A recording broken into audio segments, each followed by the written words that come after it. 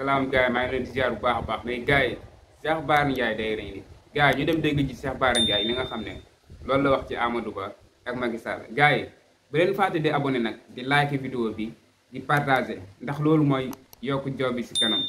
jaajëf gars yi ñu dem déglu ci Cheikh Bara après ñëwaat léegi ngeen dégg bu baax a baax li nga xam ne Cheikh Bara loolu la wax ñu dem gars yi.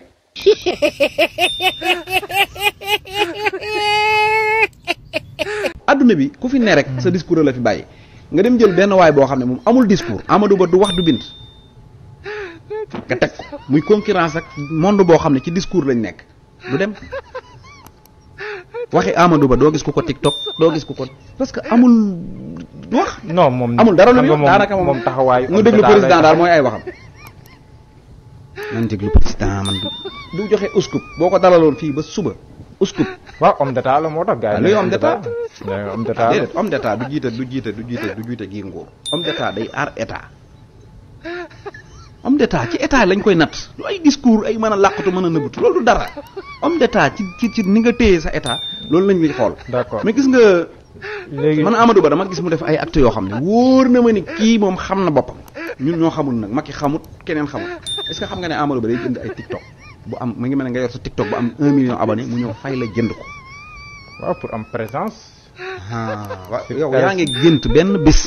ñu ne la Youssou Ndour dafay jënd benn TikTok diw. parce que am na avance foofu noonu. parce que am na taxawaay foofu noonu. non parce que xam na ne moom bu bëggee TikTok day tijji TikTok am rek ñi bëgg Youssou Ndour dinañ ko seet fekk ko fa abonné fi kon du ko jënd.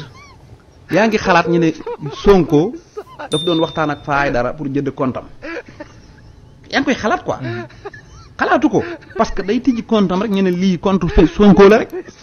bu fekkee am nañu ko sopp ci dëkk bi dinañ ko topp si ba foofu abonné mais yow nga dem di jënd ab compte YouTube ab compte TikTok parce que mooy xam nga ne yow amoo nit ñu nga xam ne boo leen waxee maa ngi fii ñu fekk la fa waaye léegi ku mënta abonné ci yow ci TikTok sénégalais yow dee jaraloo leen sax ñu bës seen benn baaraam bi pour abonné ci yow nga ne ñooñu di nga leen jaral ñu dugg ci bureau de vote woteel la yaa ngi nax sa bopp. élection yi bu ñu ne woon parcelle mooy Sénégal léegi ku ko gañe yaay jiite réew mi Amadou Ba du ko jiite parce que du gañe parcelle. jaajëf gaay ginnaaw bi ngeen dégloo Cheikh Bara Ndiaye ba pare Cheikh Bara Ndiaye génn si na mu ngi commencé waat ay affaire am moom day sànni xeer bu mu saf moom mais Cheikh Bara Ndiaye nag da nga wax doy na waar trop Cheikh Bara Ndiaye li nga wax doy na waar Amadou Ba day jënd compte TikTok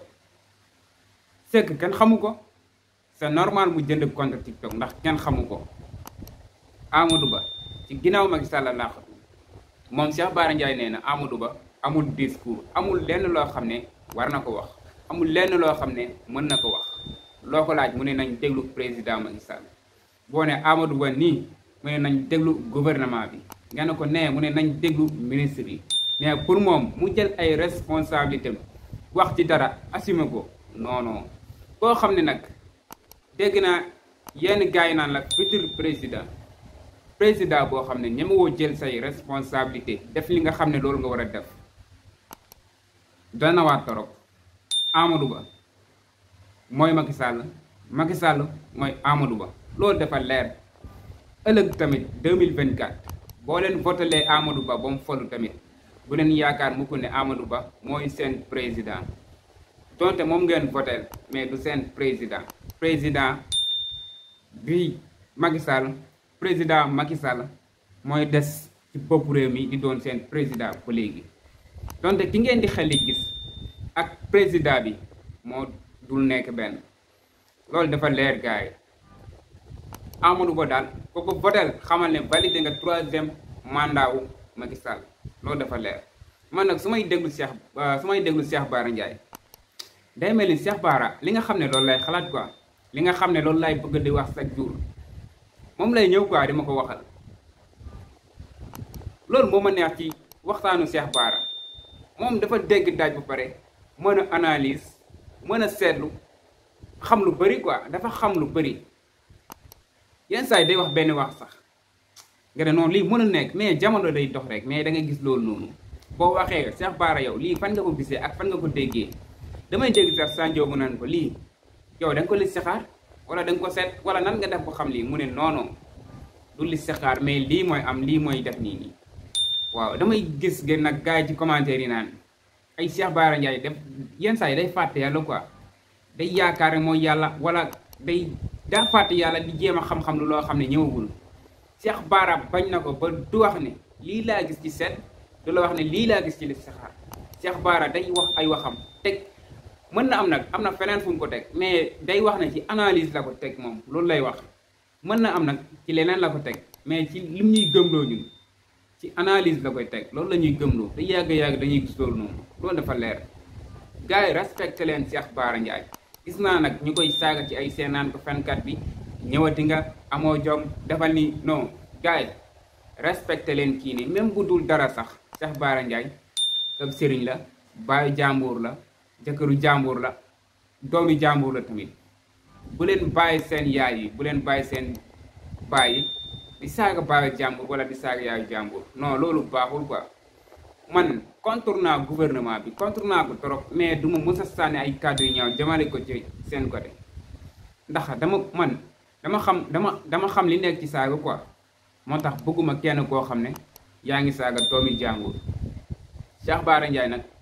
génn nga jeel ba ñoo ngi lay dalal ak jàmm di la déglu ñun daal ñoo sa ginnaaw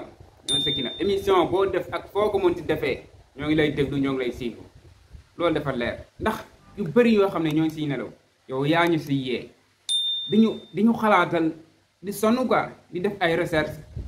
xaw ma noo ko defee nag mais li ngay wax daal ñoo ngi koy gis say waxtaan ñoo ngi ciy gis suñu bopp quoi gars yi wax ji ba mu bëri ba ngeen fàtte parrainage yi tamit ba mu bëri ba ngeen fàtte parrainage yi xam leen ne parrainage yi koo parrain koo jox sa carte ci parrainage yi xamal ne yow daanaka def nga ko président loolu dafa leer gars yi koo parrainé xamal ne kooku def nga ko président yow moo tax koo xam ne jël nga sa tànk di ko jox sa parrainage xoolaat ko bu baax a baax ndax ci ëllëg tamit mu nekkoon dañu dem élection di voté ndax yow da nga am conscience votel ko wala doo ko votel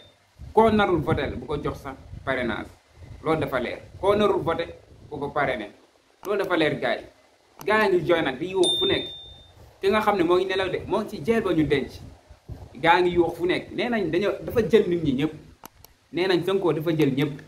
te am na ay député yoo xam ne mën nañ ko parrainer lu tax yemul ci député yooyu noonu muy wàcc mu bëgg a jëlaane nit ñi nga xam ne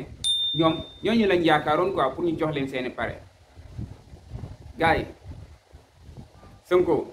boo jeekoo nag del baale xam na ni jeeku nga yaa ngi fépp donte yaa ngi biir prison ba mais yaa ngi fépp ci àdduna bi tamit lii nag mooy ndimbalu yàlla dëggantaan lii mooy yëfu yàlla yow ñu denc la sa affaire di gën a kawe di gën a yéeg kon boo génnoon dëkk bi nu muy demee gars yi Sonko moo ngi si biir mais daa mel ni moo ngi si biti bi mu nekkee ci biir nii sax moo dàq li nga xam ne dafa nekkoon si biti ndax instant mu